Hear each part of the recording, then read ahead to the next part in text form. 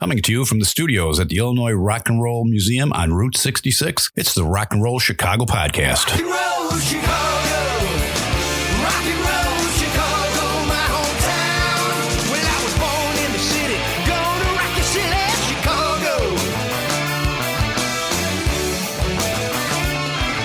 Chicago rock and rollers are the best here around. Hey, everybody, it's Ray the Roadie. And Hollywood Mike once again. Once again. At least you keep coming back. Yeah, you can't get me away, Ray. I know. We're having a good time here. We're meeting some pretty cool people. Yeah. And it's been a lot of fun finding them. That's why we got the Private Investigators in the studio tonight. No. There's no private investigators. No, just privates? No, instigators. Instigators. Yes, the Private Instigators. The Private Instigators. So if you want to start some crap somewhere, you call them up and on the down low, they instigate it. You keep using this word down low. I don't think that word means what you think it means. No? Yeah. Okay, maybe not. Let's just talk to these guys. Alrighty. Hey, how you guys doing? I woke up. It's a good day. How are you? I'm good. So we have Dominic and Tommy. Hey, There we go. so to get things started, what kind of music do you do? Should I start? Okay, he wants me to start. Go for it. Well, I guess you could say it's a unique mix of rock and roll and punk rock and a touch of doo-wop. And actually, Tom is quite fond of pop punk. Yes, also. I am. I have a really good background of Blink-182, Sum 41, all those type of bands. And I brought my passion of music from there to Private Instigators, and seems like it's a good mix. This is a band that I think anybody can enjoy. This is music you can't hate. It's gonna make you dance. It's gonna make you sing. And I don't know. I enjoy it ever since I started. So Right. Are we talking about original music or? Yes. yeah, it's original music. All original. And yeah, we have totally different influences, I would think, because he likes the newer stuff and I like the older stuff from before my time. There's usually not anybody I could see, so to say, because everybody I like wasn't around when I'm around. Okay. So he likes Sum 41 and Blink-182. I like Johnny Thunders and the Heartbreakers and the Ramones and the Cramps and the Sex Pistols. And also Richie Valens and Buddy Holly and Chuck Berry and Little Richard. Those are my guys. Right. Wow. That is quite an eclectic. Yes, quite a span. Span of influence. Yeah, absolutely. So what year did you guys start getting into? Well, I guess, Tommy, I'm going to address this first because when you immediately started naming your influences, I started thinking, when I think pop punk, what's the one band that comes to mind, do you think? I would say Blink-182 for me. Yeah. So. Yeah. But you're a little bit younger than I am. For me, it's Green Day. Green Day. When Green Day came out, everybody's mind was kind of blown a little bit because you're it was punk, but it was really pop as well. Mm-hmm. And over the years, they got a little bit more pop than punk. But I kind of think that they kind of brought that whole genre back again. I'm kind of with you. I listened to a lot of the bands that were coming out of CBGBs, and back in the I was in high school back in the 80s and back in the 90s and the whole bit when all my friends were listening to bands like Queensryche and Guns N' Roses and Poison and all these hair bands and stuff. I was listening to the Dead Boys. Yeah. We covered one of their songs, actually. We did Sonic Reducer at the last show. Excellent. For those of you who can't see, he just threw his arms up in the air in victory. That's and I absolutely love the movie that they made about CBGBs as well. I saw it with Alan Rickman. Yeah, absolutely. Yes. And they portrayed the Dead Boys in that movie pretty darn accurately, didn't they? I swear, it's I swear to God, I think I was looking at the Dead Boys. It was pretty cool. So yeah, but anyways, so it started with Blink-182 with you, and where to go from there? To be honest, Blink got me started to play drums. I'm influenced by Travis Barker a lot. But my range is pretty out there. I listen to Avenged Sevenfold, Metallica, Guns N' Roses. I played in jazz band in high school, so I listened to Chuck Berry and Brian Setzer, stuff like that. So my taste is all over. Not really fully into poppy stuff. But I have nothing against it. yeah, like just for drumming wise, like it's been Travis Barker, anything that's fast drum pace for me is what I liked. And it got me into guitar, it got me into singing, and I've been playing drums since I was 10 years old and haven't stopped, and I just love it. So right. 2 times in my life I got very I was very fortunate and very lucky. I travel for business I have a day job, and I go to Madison, Wisconsin quite often, and on 2 separate occasions I'm staying at a Holiday Inn that's across from I guess it's their arena or amphitheater, and there's just cars everywhere, and the hotel is sold out, and it's 7:00 at night, and there's traffic. And I went to the person down at the front desk and I said, "What's going on?" They're like, "Sum 41's playing right across the street." And I was like, "Wow, how can I score a ticket?" And she goes, "Well, I happen to have a few." And it was actually the first time I'd ever seen him. Didn't know a whole heck of a lot about him, but the show was pretty fun. And then fast forward about 5 or 6 years later, the same thing happened, and it was Blink-182. Wow, nice. Same. Yeah. When you travel for business, you that happens like quite often. Actually, I got to see Rush for free when I was in Minnesota and everything. But 2 times it's happened to me in Madison, Wisconsin for 2 bands that you mentioned. So I thought I'd bring it up. So yeah. So you play drums. What do you do? I play guitar. Okay. And I guess you could say I'm the primary songwriter of the originals, but I can't sing. It's really bizarre. It's like I'm like the Greg Ginn in Black Flag, so to say. Yeah. So I'll have words out. I've had past members say that I could write a good chorus actually, but when I write with Tom, and if we can't get just the music together within about 15, 20 minutes tops, it's not worth pursuing. Yeah. At least that's why sit around. Yeah. And I'll sometimes, like if I'm on a good streak, I'll have something worth sharing to him about once a week. And we have a few of those like in the barrel, so to say, that we need to work on. We're always writing, and I like to keep it simple. And sometimes I'll write stuff for, I'll have drums that I think that he should do. Like if I was like, all right, do the, do the chorus with the floor tom and the snare, and then okay, we're gonna do like a little like every other like measure or something. Right. So I don't know. I mean, and he likes what we do, and I like having him around. He's the best musician I've ever come across. Thank you. I appreciate that. Yeah. So what comes first? Does the music come first, or the lyrics come first? Music. And I mean, I mentioned what I liked earlier as my favorites, but I listen to so much different stuff. So like when I was listening to a Nirvana interview years ago, they were asked the same question: what comes first, words or music? And they said the same thing. They said music. And I tried, before I heard that interview, I tried to do like both at the same time. And I was like, you know what? I could put these 4 chords in order, and then we could figure out what's going to work. And then, so in a weird way, Nirvana is also an influence to me, even if it's not musically. It's their work ethic. Right. I think writers all have their own little, quirks and styles in the whole, but I can't write a song without coming up with both at the same time. I just can't do it. I have to have a melody in order to know what my rhyme scheme is going to be when I'm coming up with the words. So I've got to work on it all together. And it's actually irritating because I'll sit down and I'll write like 3 or 4 words out, know how that's going to go. And I got to pick up the guitar, and now I got to put the guitar down. I do a lot of this right here when I'm writing, going back and forth from guitar and pencil and paper and whatever, but whatever works, however it gets flowing. So that's pretty cool. So who are the other members of the band? If you're not singing and you're not singing, we got other guys in the band or no?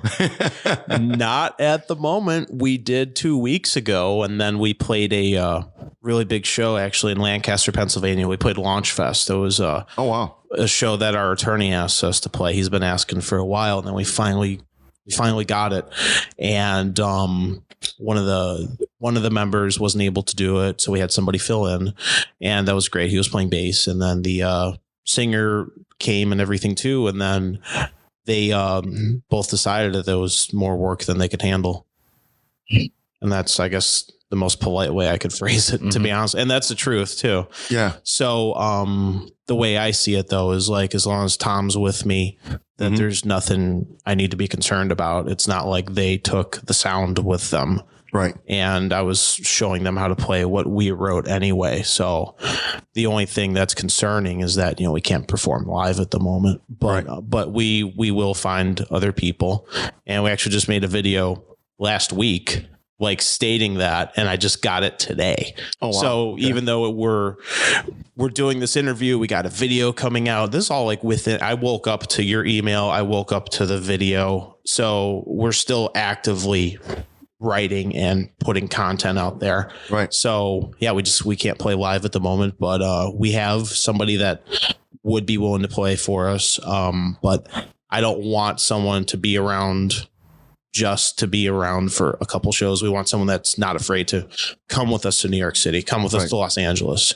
Not so many are just tied into their jobs and everything, and that's fine. We understand we have bills to pay, but I do odd jobs where I can actually go without a repercussion. Right. So I mean, so the goal is to get discovered.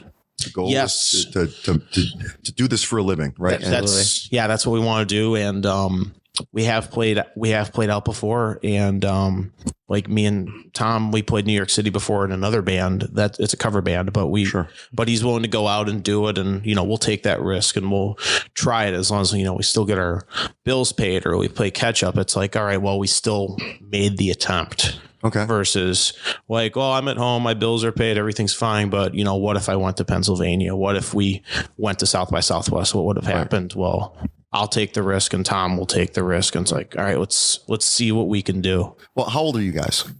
I just turned 29. Yeah. Okay. I guess I'll say it. I'm 37. Ooh.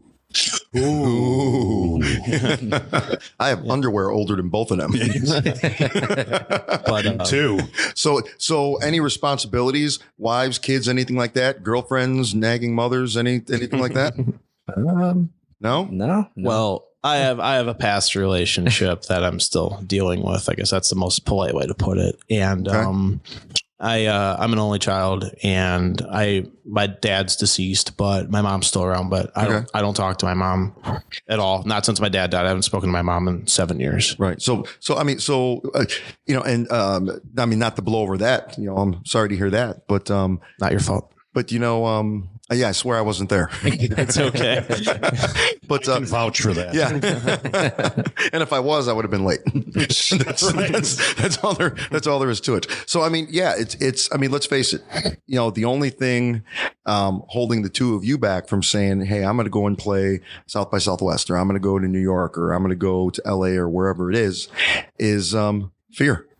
Really? That's the only thing holding you guys back. And if you don't really have the fear of that, it's like, hell, let's load up the truck and go over wherever the heck we need to go. And the two people that you had playing with you before, they weren't into that. It was too much work. I've never heard anybody say this is too much work. I got a phone call like 2 days after we played, and the singer actually said, yeah, this isn't fun anymore. Oh, wow. I mean, it was like a 20-second phone call. And I was like, okay. Yeah, I mean, because it's like after the show, we're packing up and want to sell merch. I want to shake hands. I want to meet people. And right. And we want to do what we need to do to make it. Right. Right. And this is our 9 to 5. Right. Yeah. And the other two didn't put in the same effort. Right. I mean, it's as simple as that. And I guess everyone's different. Some are more social than others. And, even though they were great performers, I'm not going to take that away from them. They're great performers. Mm-hmm. But sometimes you got to have the social aspect too. Yeah. I could barely remember the 3 chords, but I'm not afraid to come up to somebody and say, hey, here's my band. And by the way, I don't like Fall Out Boy. I like Ricky Nelson. Like, right. Wait, how do you know who Ricky Nelson is? Yeah. Like, Poor Little Fool is the first song that ever made me cry. So It's like, that's my thing. Yeah. Yeah. So, I mean, and it takes more than personality. So what is it, the things that you guys are doing to advance your careers, to make this happen for yourselves? It's like, it always amazes me, like when I hear people say, oh yeah, we just came back from New York. We just did about 12 gigs in New York. So how the hell did you get a gig in New York? You're in Chicago. It's I guess it's different if you're an original band trying to be discovered. Mm-hmm. But I hear, local cover bands say, yeah, we were just in New York for 3 weeks and we did this. How the hell did that happen for you? Who you contacting? Who you working with? Oh, this guy right here has the most connections I've ever met out of anybody. And like, it's just ridiculous. He just drops a Ramon name and like a Misfit name. I'm like, what? Whoa. How do you know this guy? He's like, oh yeah, I Ubered him to the concert. I'm like, what? Okay. So yeah, He's got some good connections here. I mean, I wasn't responsible for the New York show happening. That was another member in the cover band that we're in. But I mean, it's to me as simple as just contacting a venue. I mean, I've always done it where I'd say the date that we want and what type of music that we are. Is this available? And then they ask, of course, what's your poll? And of course, they want to make money too, but we also don't want to be out money ourselves because of expenses. Right. So, I mean, to me, it's always just been about going out there and putting yourself out there. And one thing I used to do, I don't do anymore. He remembers this. My hair used to be green, and I had it green for 6 years. And so that was, I'm kind of giving one of my tricks here, but that was how I stood out. So when I would meet somebody and like I got their business cards or contact or email, subject line, green hair, House of Blues. They'll remember. So like, how do you get remembered? That's how I was remembered, by having the green hair. And it was easy to spot me at concerts too. So or junkyards, wherever I am. It's like, oh, where are you? Can you just jump around for a second? Oh, there you are. I see the green head. Yeah, right. So it was just pretty much a simple matter of let's look for some places, some venues in other cities, and let's contact them and do the same thing that we would do if it's in the Chicago area. We're just going to go out and we're going to play wherever they're willing to have us. And I mean, do they ask where you're from? Do they want to know if you're local? Because I know they're going to ask what your draw is. Mm-hmm. But how are they when they find out that you're from Chicago when you're going to go to New York? And well, they actually ask, the first question is, for New York, for example, have you played New York before? Oh, okay. Or wherever the city is, have you played Nashville before? What was your draw last time? Right. Or if I said, well, we played once before and we played for who the locals brought in, but we're going to be on this podcast that's affiliated with music in Nashville. And we want to put that out there 2 weeks before we show up. And that would be the next approach to touring, because that an on again, off again friend of mine suggested that. It's like, reach out to people with podcasts and everything, which is what I'm doing here, even though we don't have any show to promote right now, but we do have new music coming out. Okay. And we do have quite a bit to discuss, actually, because we are going to be recording and possibly going to Nashville to record with a pop punk legend. And I'm looking forward to Waffle House too. So, so there's always something to do. You're in the Waffle House, man. Have you guys worked with any record companies or contacted them, or have they contacted you? We played for one in Lancaster, Pennsylvania, actually, that our attorney asked us to play for. And, they were not interested at the moment, but at the same time, Tom and I are always on the same page with whatever the latest stress is that, in a weird way, I feel like we'd never caused. Like a week after two of the guys left, the record label said, we like you, but not right now, but here's our publicity company you could talk to. I was like, Tom, it was a good thing that they didn't want us right now, because, if they said we need you guys to be out here, this weekend and put on a showcase, like, great. Now we have no one. We got 2 jack stands holding the vehicle up right now. How are we going to get anywhere? So I was like, this is a pleasant letdown, so to say. Yeah. Right. When you guys did play live, how often were you playing, and what were some of the places you were playing around here? It was probably every other weekend we had some kind of show. We played Liars Club in Chicago.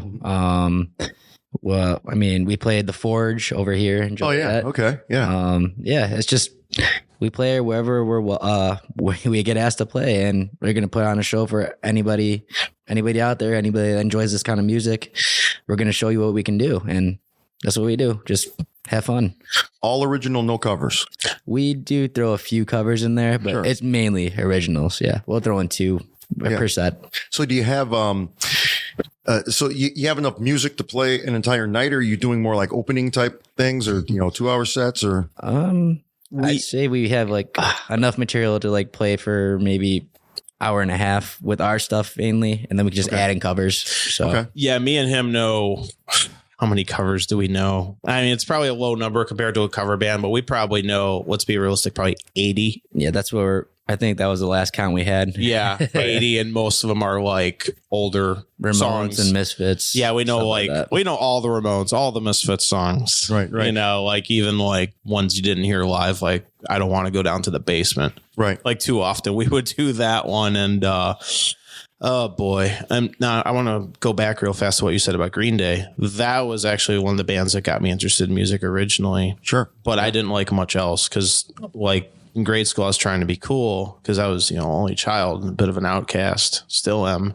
And I was like, all right, what's everyone listening to? And then I turned on the rock station. I turned off Oldies 104.3. Right. And I still miss Oldies 104.3. I mean, the forgotten oldie at 10 o'clock at night, Dick Biondi, like playing the coasters, like that's my stuff. Yeah. But so I was like, all right, what's happening? And then I was like, okay, there's Green Day, there's Pearl Jam. And I really didn't like anything except for Green Day. And then I was like, okay, started reading. I'm alone. I got time to read. So who influenced Green Day? Okay, Stiff Little Fingers, the Sex Pistols, the Ramones. Who are these people? Right. And then I'd read and I was like, wow, I like this more than who's playing Lollapalooza right now.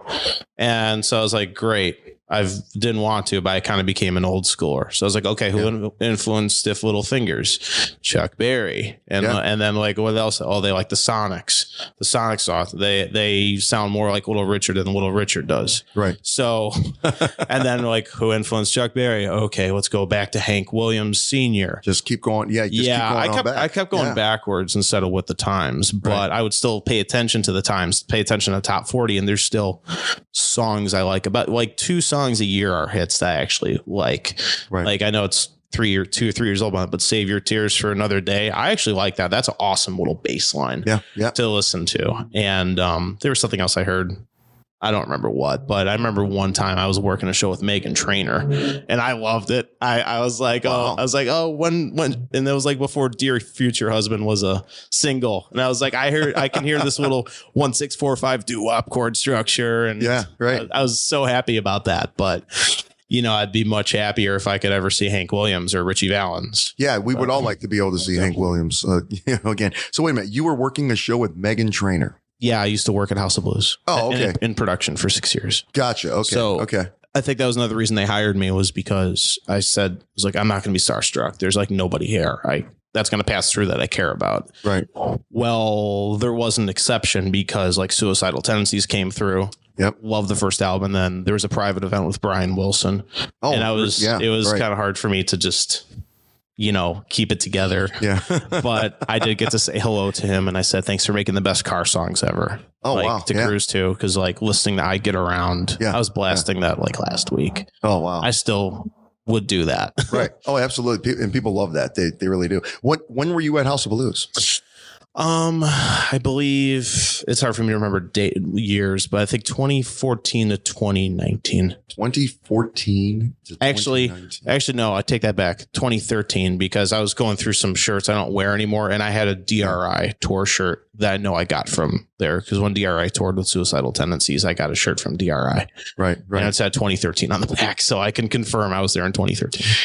You were there during the years where I played House of Blues twice. Oh, wow. Yeah. So we've seen each other We've before. probably seen each other. I mean, on the main stage, not the restaurant stage. Right. Yeah. I was in a band back in that time period called Forget Hannah. And the first time we played it was we weren't hired by the House of Blues. There was a huge, convention in town, heating and air conditioning and ventilation convention and stuff like that. We were hired by one of the largest companies. It was like the Train Company or something like that, to play their party. And they rented out. They would have hired Train. Yeah. Yeah, that's right. Yeah, well, they weren't going to get trained for $1,000 though. No, that wasn't going to happen. But no, it was. There were so many people in this company that they rented out the entire main auditorium there at House of Blues, and it was a lot of fun. And then the second time, we actually got, they hired us to actually play a concert at the House of Blues, and I was like, really? us. Yeah. Yeah. And but it was a lot of fun. One of my favorite places to play. They actually treat you like rock stars at that place. They really do. We do our best. Yeah. Yeah. It was great. I pulled up, guys unloaded my car, threw it all on an elevator and brought it all up and set it up. I'm sitting eating in like a green room and stuff. We had our own bathroom and shower. And Yep. Wow. I mean, we could have spent the night there if we wanted and just, went home in the morning if we wanted to. Didn't have to lift a finger. Nice. It was great. I might have done that because I was in production. I did that. I would unload cars and and help set up gear and everything. And I thought that was you. No. I might have had the green hair, so you might have actually seen me at one point. Yeah, that's a possibility. Wow. Yeah, no kidding. Small world. Yeah. We find that out every single week when we do this podcast. We find out what a small world it is. There is always somebody that ends up sitting at this table that knows either myself or knows Ray through like 7, Yep. what is it? The 7 degrees of Kevin Bacon. Or whatever. So tell us a little bit more about the writing style, not necessarily your influences or anything like that, but I'm just like, how do you find a way with the two influences, with the amount of influences that you guys have? How do you create some type of continuity so that no matter what it is that you're writing, it always sounds like you guys? I think it usually starts with Dom here. Like he writes a nice guitar line for me. I put in my drum work of my background and be like, yeah, I can fit this in. It'll sound pretty damn cool.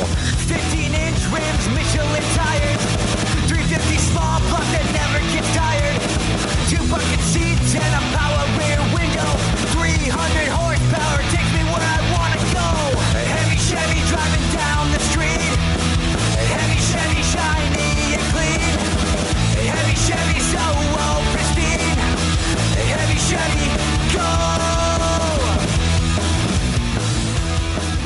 He's got the rock and roll style. I got the pop punk style.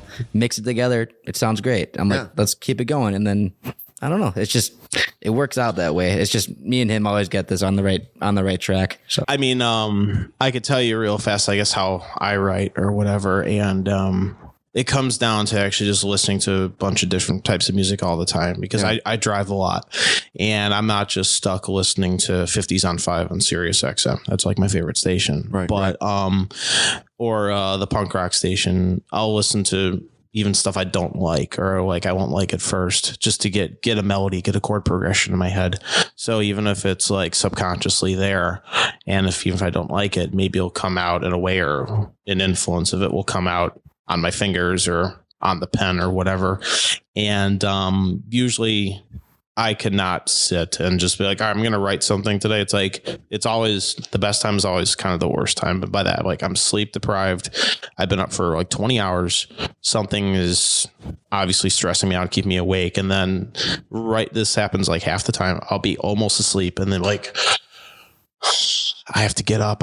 Something's in my head. I got to write this down like right now. And one time I actually dreamed of a song and I recorded it as soon as I woke up before I forgot. And I sent it to Tom and it was only like, I got it at 3:30 in the morning. Yeah. It was only like 56 seconds, but it's like, all right, let's get going on this. And it was so bizarre. That one, I didn't even move my teeth when I was singing. It was so bizarre, but wow. I thought I was watching Hole and I'd never seen the band Hole. It was like, if Hole did a ballad, I was like, this is how it would sound. And then I just had it out and I was like, all right, I got to send this to Tom before it gets away. Yeah.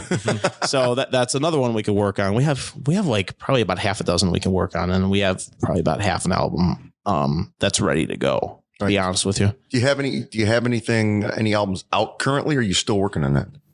We do. Yeah. We do called The Case Files of the Private Instigators, and that's been out for a little while. There is one cover on it. There is a Billy Joel cover of It's Still Rock and Roll to Me. Right. And I'm not a big Billy Joel fan, but my best friend said every time I heard that song, he thought of me.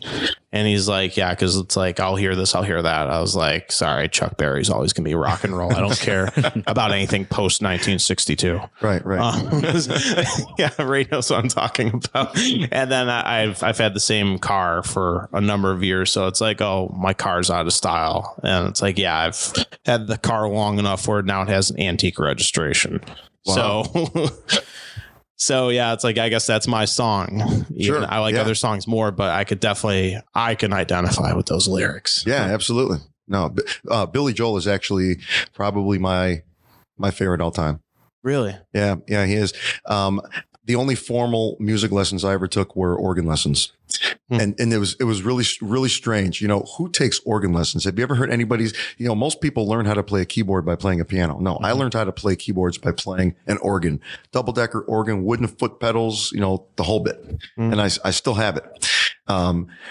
And when I got tired of that, because it just, it seemed nerdy, so let's just go out and get a piano. Right. Yeah. So I buy an electric piano, and it's like, okay, now how do I do this? Because, playing the organ is slightly different than playing the piano. It's more holding the chords down with your left hand than playing bass lines. Right. And so what did I do? I went out and I bought the Billy Joel Anthology Songbook and just learned how to play it cover to cover. Not extremely well, but there's a lot of things that you learn because he's a fantastic piano player. But yeah, I've seen Billy Joel in concert about 10 times. Oh, that's awesome. Yeah. Dang. I think the first time I saw him, I was about 14 years old. It was the album The Bridge was the big one that was out. Have you heard his heavy metal material? Oh yeah. Attila. Yeah, that was the name of the band, Attila. 1970. Yeah, I think. people have no idea that Billy Joel was a heavy metal organist. I knew. Now, I'm sorry. I got to throw this out there since you're a Billy Joel fan. Yeah. What was because sorry, I'm kind of whatever with trivia, but do you know what the first hit song was that he recorded on? You probably do. That he recorded on. Yes. But it wasn't necessarily his song. Correct. No, This question I is don't for know. $50. Yeah. Cool. I can get some gas money. Yeah, that I honestly don't know. No. He was the session player for the Shangri-Las on the song Leader of the Pack. Oh, really? Oh, wow. It's cool. Wow. That's cool. So yeah, You learn something new every day. that wasn't out there. I actually read that in a book. There was like a book I read that had a bunch of like rock and roll trivia about stuff like that, and even stuff by like Gary U.S. Bonds. And I love all. So I'm sure you've seen the movie The Wrecking Crew.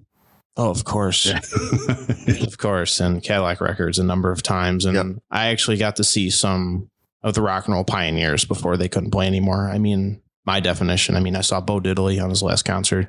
Yep. Saw Chuck Berry and Jerry Lee Lewis at Riot Fest. Oh, wow. So Jerry Lee Lewis at Riot Fest. Yeah, that was something. I remember that year. Everybody was like, Jerry Lee Lewis. Yeah. And then, and probably had the biggest crowd. Yeah. Yeah. Oh, yeah, for sure. It was really interesting seeing like 12,000 people mosh to a whole lot of shaking going on. Yeah. Well, he kind of was like the first bad boy of rock and roll. He really was. I'm Christy from Crime Cave Podcast. I've had a huge interest in true crime since my days of watching marathons of Snapped back in the mid-90s. I needed an outlet to talk about the cases that have haunted me for a very long time. With each episode under 20 minutes, I shine a light on some of the most bizarre cases in the last 50 years. Join me in the Crime Cave. When you guys first got here, we were just kind of chit-chatting. You mentioned something. You had a story about Buddy Guy. Oh, Gosh. Uh-oh. Get him started on that. All right. So, Is this an embarrassing story? no, Okay. I'm not afraid to tell it. Guys, we're really going away from the band, but that's okay. I'll tell you about. That's what she said. So there. Actually, this kind of goes to how I first made musical connections. So there's an event that was called Rock and Roll Fantasy Camp, and it still exists. Yep. And you guys sound pretty familiar with it. Well, the CEO called me up one day and said, I'm going to be doing a camp in Chicago. Who do you recommend? And who's out there? And I said, well, I don't really completely know, but I could give you some suggestions. And Rick Nielsen came up because I don't know him, but I know Rockford's not far from Chicago. And I was like, I know Buddy Guy has a place. And I suggested, it's like, all right, maybe Buddy Guy's would be a good place to have a headlining show. Reggie's would be a good place too. We could do rehearsal at Chicago Music Garage or Fort Knox Studios. I threw all these ideas out there, and they picked Buddy Guy as the headliner. and everyone got to jam with him at Buddy Guy's Legends afterwards. And I found out like how much, he got a good amount of money to do it. And I guess it seemed like the staff kind of didn't like know who to reach out to for Chicago. And I suggested him. And then so I met him afterwards and I said, buddy, I was the one that suggested that you be a part of this, and so thanks for being around. And he didn't say thank you to me. I was like, okay, I just scored you $25,000 and you didn't even say thank you. He's probably more or am I going to buy a t-shirt on the way out? So that kind of rubbed me, I guess, the wrong way. It's like, I'd like to say thank you to everybody personally. Like, even like if someone's serving me food, thanks, I'm good, but I don't know. Manners kind of hold a lot of weight with me. And if someone is impolite to me, I don't know, maybe it's a Sicilian in me or something that it's like, you're being disrespectful or something, or I don't know. I think it should be mirrored. Right. Please and thank you. Right. Simple as that.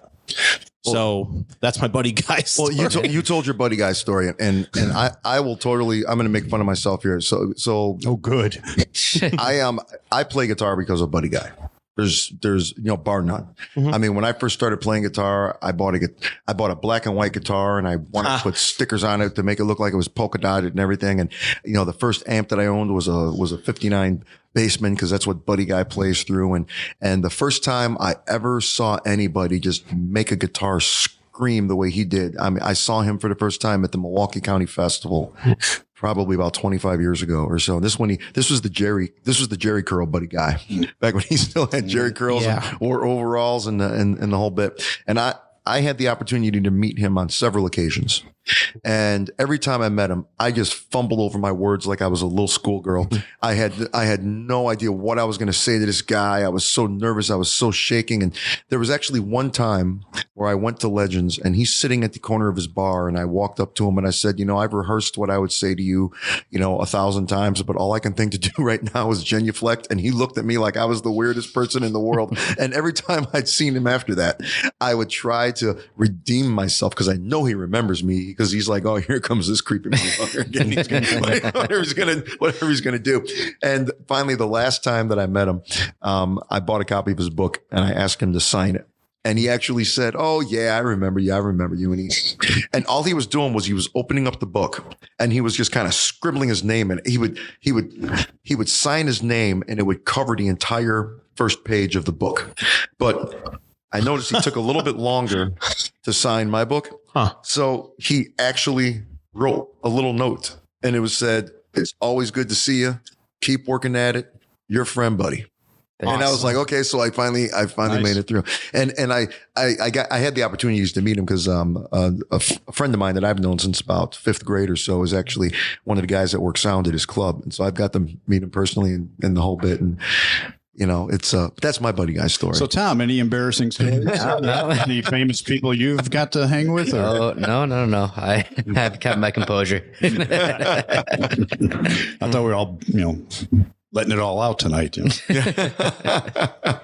No, but guys, you made the comment about how we're getting far away from the band.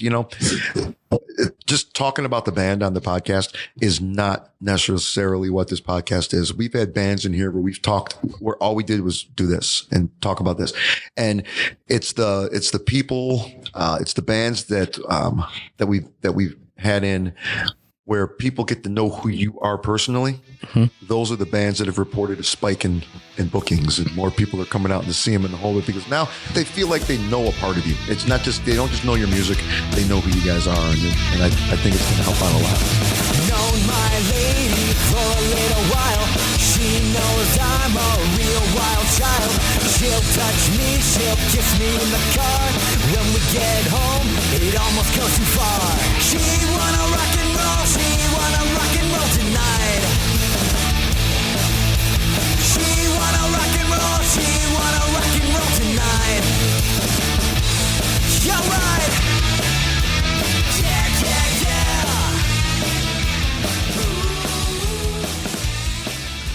Well, I have no idea what my credit score is, and we need a singer and a bass player. Yeah.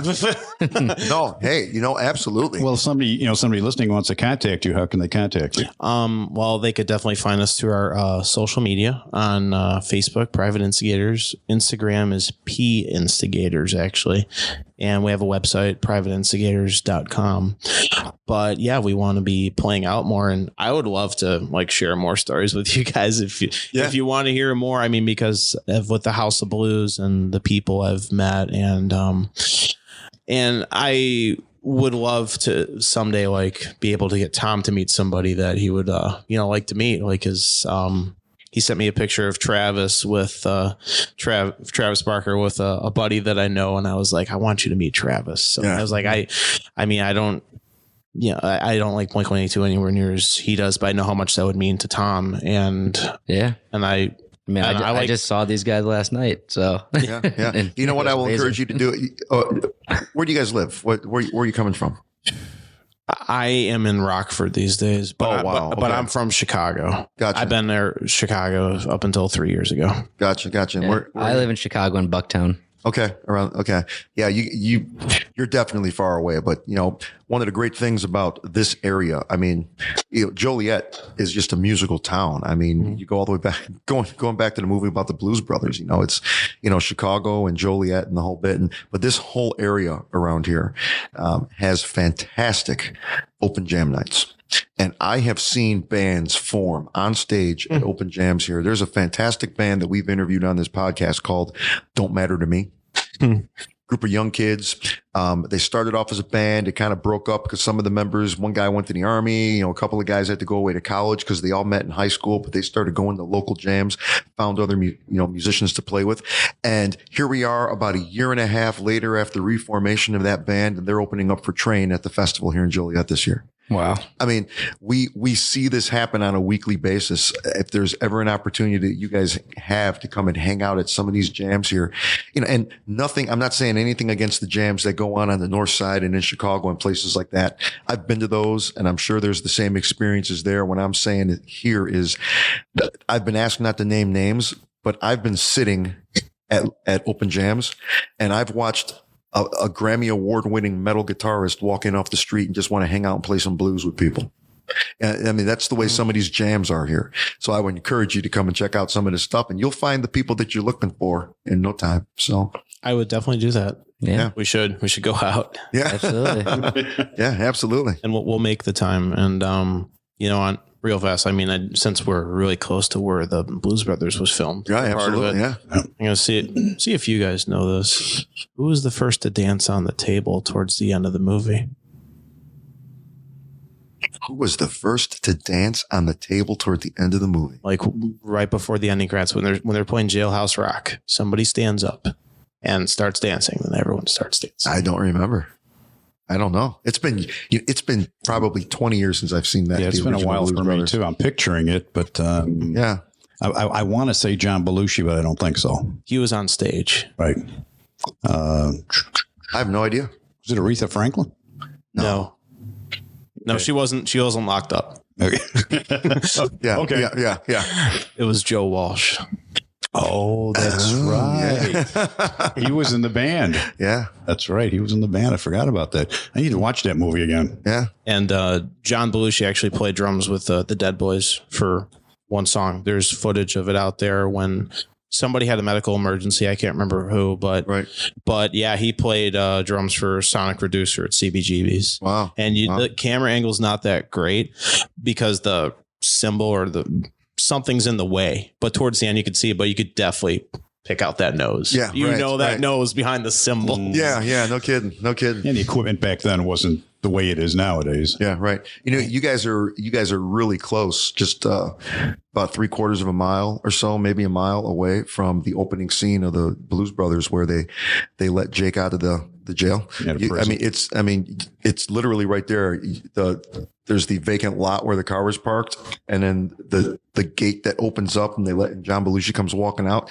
It's literally a mile away from where we are right now. Right. And it looks exactly the same way. I drove by it on the way here. Oh, did you? Yeah, and I was on Bluetooth. I was on a phone call, and then I was like, "Oh, wait a second, this is cool." is it. It's like we got to get a photo session here. That's pretty cool. Very cool. Well, thanks a lot for coming out, guys. It was a lot of fun having you here, learning about you. Good luck with your future endeavors. Hope you guys find somebody. Where you said you had an album, a CD or something. Yes. Where can people pick that up? Well, they can definitely stream it on Bandcamp. Come see us at the show, and we'll sign it for you. And we'll have a future release too. We actually have another one.